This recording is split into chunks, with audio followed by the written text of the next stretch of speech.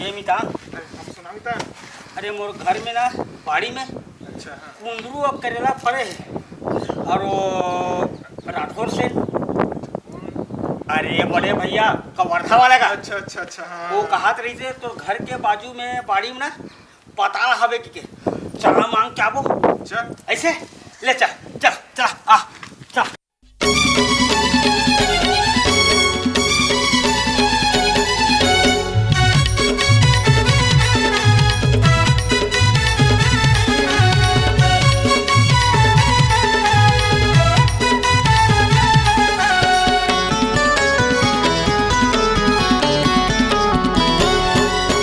फर फूल के अब हो के तैयार नहीं है क्योंकि दुधरू।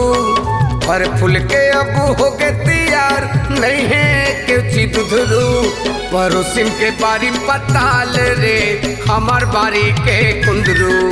पड़ोसिन के बारी पताल रे हमार बारी के कुंदरू। फर फूल के अब हो के तैयार नहीं है क्योंकि दुधरू। फर फूल के अब हो के तैयार नहीं है क्योंकि दुधरू।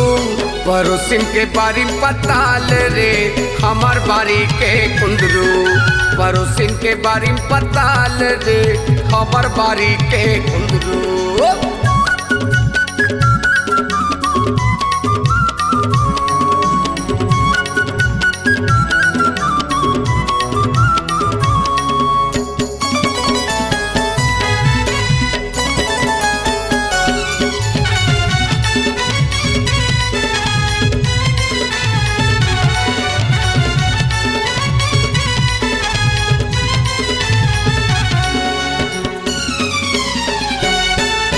पड़ोसिन के बारे मामूल है चाकर पाना को के चेपटी से मी चढ़े ढेखरामा पीता भरलाम तरोई के।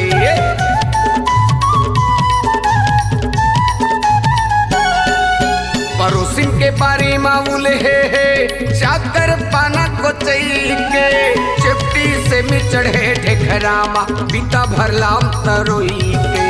चेपटी से मी चढ़े ढेखरामा बीता भरलाम तरोई के।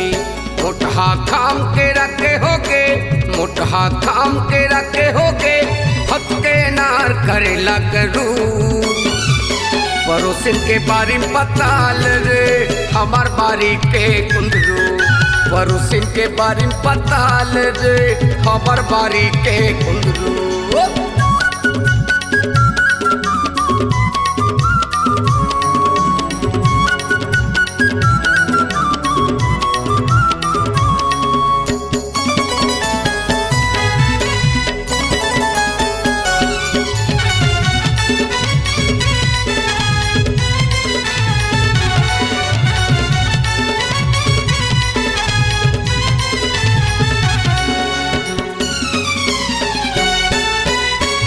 सना के चढ़े खीरा होगे भोगा के मोटहा ली फिर लाबर भाजी पाला लम्हरे फाटा रे मोटहा।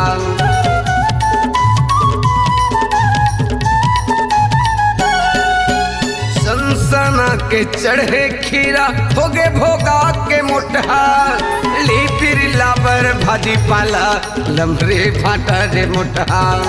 ली फिर लाबर भाजी पाला लम्हरे फाटा रे मोटहा। हाई बेरेट के आगे जमाना हाई बेरेट के आगे जमाना काचाली मऊ प्यूर आगे गुरु। पड़ोसिन के बारी पताल रे हमार बारी के कुंदरू। पड़ोसिन के बारी पताल रे हमार बारी के कुंदरू। फर फूल के अब हो के तैयार नहीं है क्योंकि दुधरू।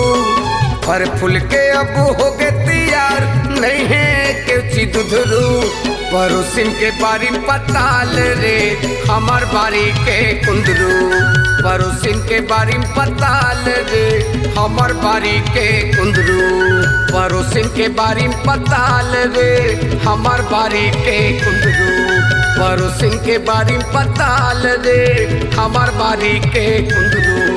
पड़ोसिन के बारी पताल रे हमार बारी के कुंदरू।